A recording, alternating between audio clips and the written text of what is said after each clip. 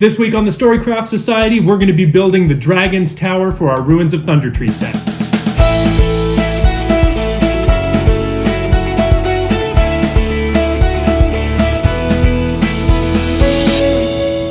Welcome back to the channel, everybody. My name is Garmin, and this is the Storycraft Society. Over the last couple of weeks, we've been working on our Ruins of Thundertree set, and this week is obviously no different. We are now going to start our Dragon's Tower. This is honestly a part of this Lost Mine of Phandelver project that I've been doing here on the channel that I was excited about when I started it back in the Goblin Arrows ambush, and honestly, I was nervous about it too because there's a lot of things that I want to make sure that I get right about this build. So before we dive into crafting it, I've got two things that I want to talk about. The first one is the structure of the building, and what that is it's this kind of keyhole shape where you've got a cottage down here and then you've got a circular tower that goes up. I already went ahead and cut out my masonite base and went ahead and drew this on using a template that I drew up. I got the size of it by just using the map and the dimensions on the map, except for one thing, which leads me to the second thing that I need to talk about. A few weeks ago on the channel, we did the second speed build where we built this little cottage, and inspiration struck me this week where I went, oh shoot, I could just use that little cottage as the piece that fits onto this tower. But the thing that I like the most about this is that it's really light. I didn't do anything to weigh it down the way that my buildings normally have some weight to them. So building it into this piece, I think, is a good way to give this little cottage a permanent home, as well as it saves me some time on this build, and I think aesthetically it's gonna fit the build super, super well. So if you wanna see how I made this cottage, definitely go back a couple of videos on the channel and find the second speed build video. I will also link that in the description below if you wanna see how I made this thing. So that's enough of my jibber jabbering. Let's get into crafting. That rhymed. So to get this build going, we're gonna start by sketching out some ideas so that we know what we're going to be doing as we're building, right? This we have, because we already have our base done and we know exactly how that's going to work. Technically, I guess it would be this way, right? So we need to know what the perspective is going to be from the side of the building. So what I'm thinking is that we're going to have our cottage here. And then what I'm thinking is I want the base of the tower to sit like this. So there's kind of a wider base. Then as the tower goes up, you've got this to set on. So the first thing that I need to do is I need to get that piece cut. Then we're gonna go up to a roof. It's gonna be kind of like a cone-shaped roof that goes around like this. And then part of that is gonna be cut out. We're gonna be doing window slits.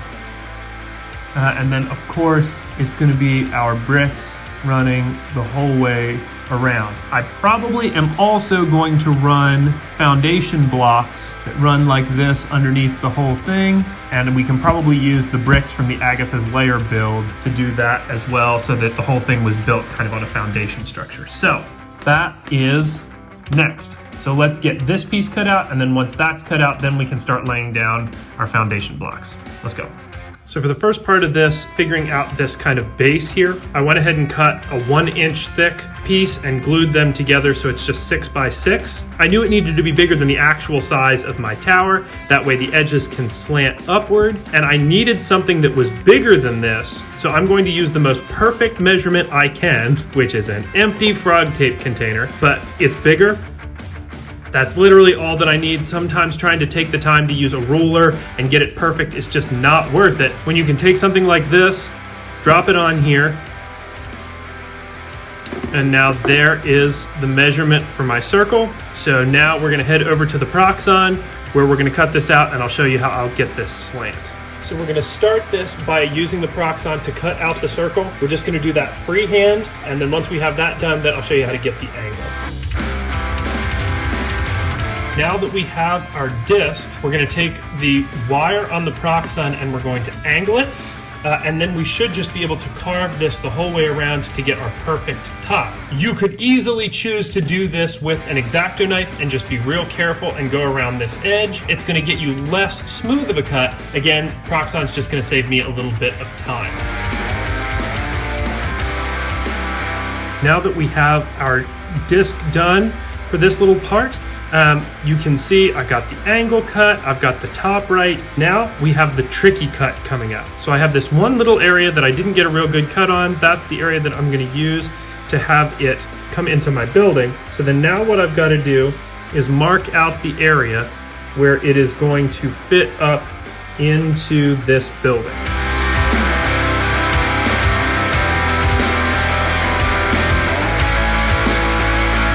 So there is now our finished bottom to this tower piece. So the next move is to take this and match it up on our base. So I'm going to put a mark around the base here so that I can know where that's going to be to lay my foundation blocks. All right, laying some foundation blocks down next. So we are pulling out all of the blocks that we had from the Agatha's Lair build, and then what we're going to do is just take and glue those down like so, and that should give us the perfect foundation.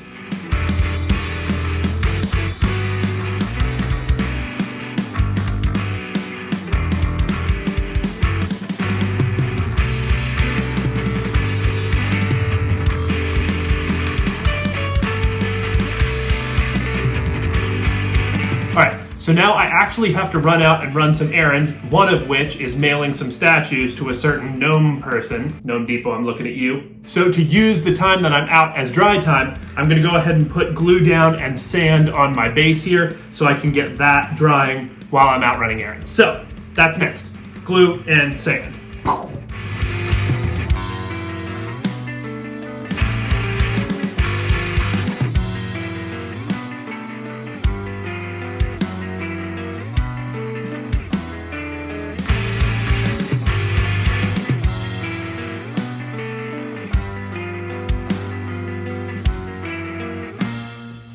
All right, about an hour later and I'm back. The glue is still not 100% dry, but that's okay. The next thing that we need to do is get this part glued down. I'm not gonna glue this part of the tower structure down because I wanna be able to take this building off and use it separately sometimes if I want, but this is next.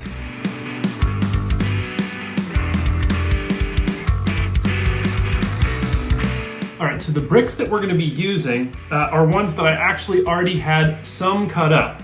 Not enough, but some. And so what we need to do is do two things. The first thing is we need to cut bricks of this size that will work as veneers. That will go around the outside there so it gives the appearance of the same style brick, but it doesn't stick out quite as far. Then we're gonna be taking bricks like this. Like I said, I do have to cut up a lot more, but I'm gonna be laying those around the outside edge here like this, and I'm gonna do those too thick to give the walls some strength, but that will be what goes around, and slowly we'll work our way up. That is next. Let's do it.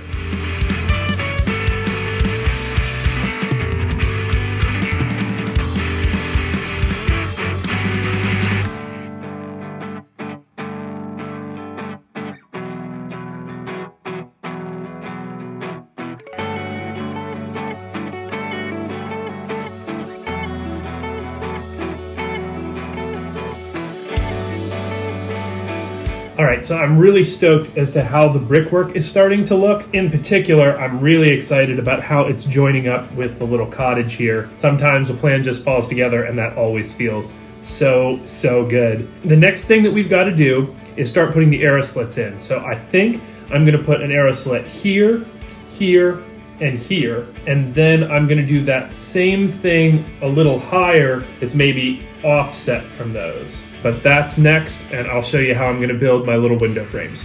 So I'm gonna start with a bunch of pieces of XPS, and the important thing is that the height of this, two of them need to equal the same height as one of your main block or brick.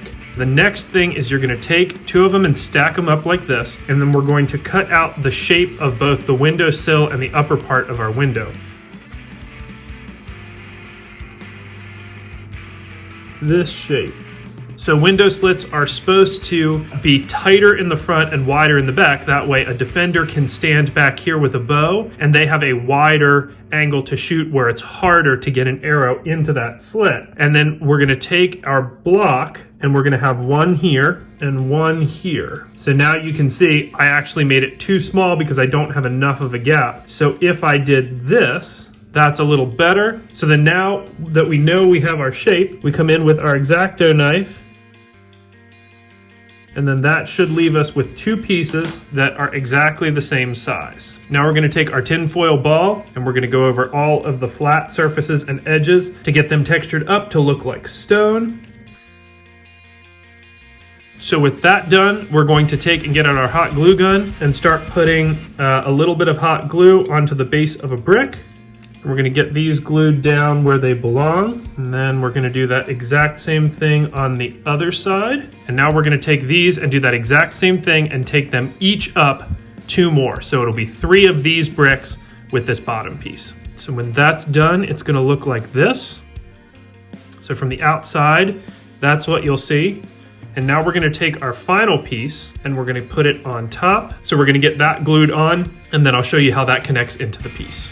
One last thing before we get this piece glued in is if I was gonna make the tower a playable interior, I wouldn't do this. But because I know that I'm not gonna be able to get a brush in to all these areas once all the bricks are around the outside of the tower, I'm gonna go ahead and take a black acrylic craft paint, and I'm just gonna go ahead and paint all of this interior area out. That way you won't be able to see any green from the outside, and I won't have to worry about painting that after it's too hard to reach.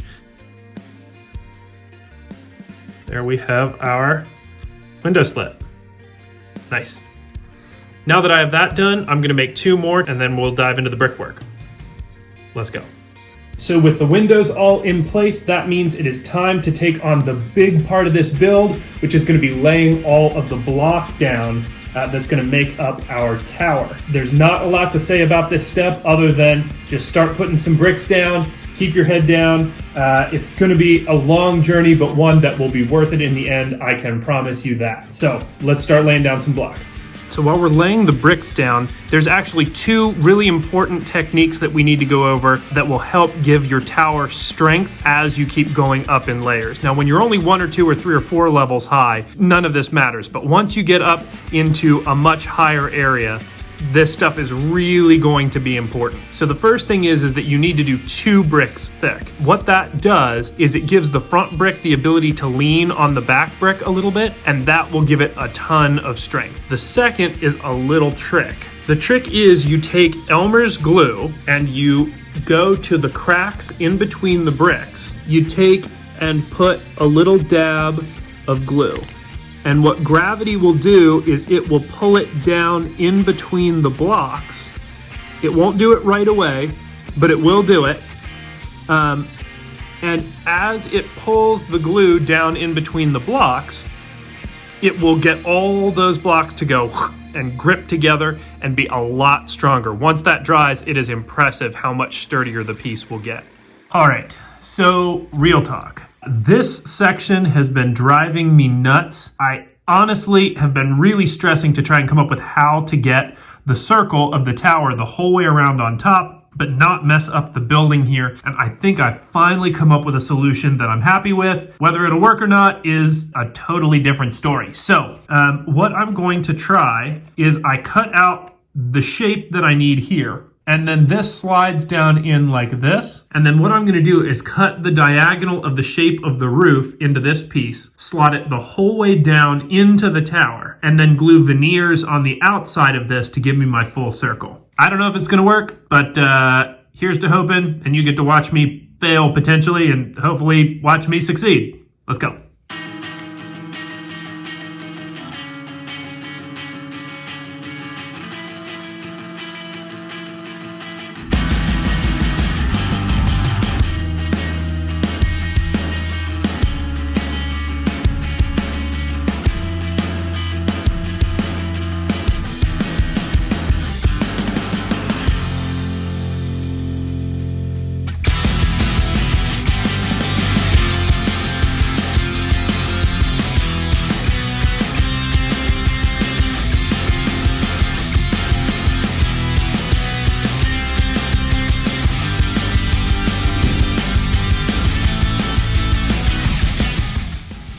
I did it.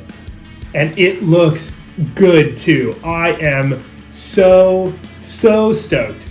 Seriously, DMs and crafters out there, I cannot state this enough. We spend so much time stressing about whether we're going to get something right, and if our plan in our game goes off correctly, or if we build our tower or terrain right, and then we don't take enough time to appreciate it. Seriously, it just feels good to sit here and know that I did a good job on this. I'm just stoked. I'm happy. It looks good. It turned out. I'm really pleased, and you should appreciate your own work too, but that's a side note. I'm just so thrilled this turned out. Yes, time to lay more bricks. Let's go.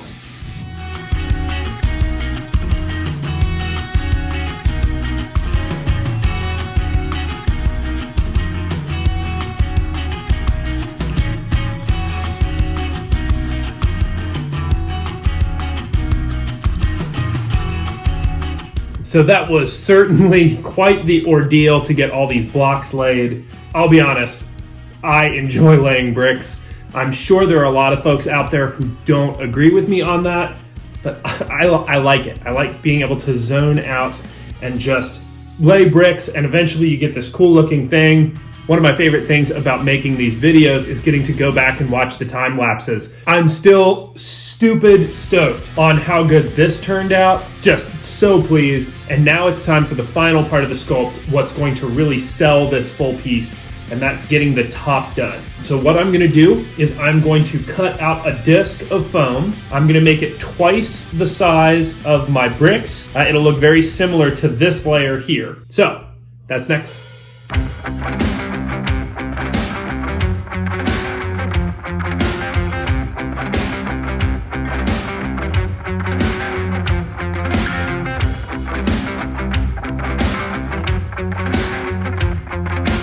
After we get this done, the next thing that we need to do is start working on the peak of the roof. So I just took a bunch of Craft EPS foam, that's expanded polystyrene instead of extruded polystyrene, and I just glued it, hot glued it all together to make, kind of a peak shape. Then I'm gonna go in with my Alpha knife and I'm just gonna start carving this down to get the roof shape that I want. But this is just what's gonna go under it, then we're gonna lay planks on top of it to dress it up. So you wanna make sure you're not wasting your good XPS foam when you do a substructure like this. You just wanna use the crappy EPS foam.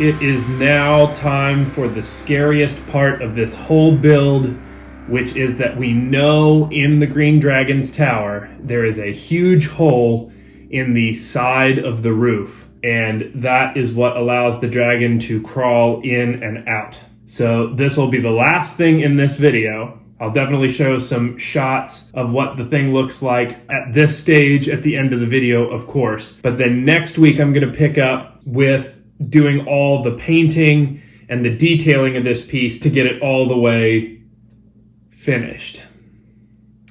I am scared out of my mind putting all this work into this tower to then cut a gigantic hole in the roof. There is no way other than just ripping the Band-Aid off, so let's do it. All right, let's pick a good side. Here we go.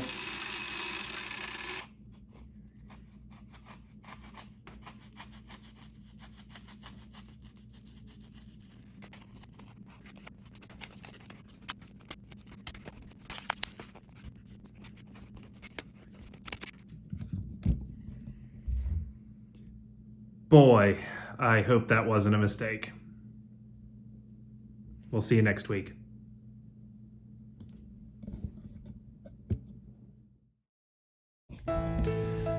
Oops, almost forgot. If you like this content, definitely leave me a like down below. Leave me a comment of whether you think this was a mistake or not, because I certainly do. Subscribe to the channel if you haven't already, and definitely ring that notification bell if you want to know when our videos go live every week, which is Thursday, noon Eastern Standard Time. But other than that, until next week, I'm just going to be sweating bullets. So, thanks for watching. We'll see you next week.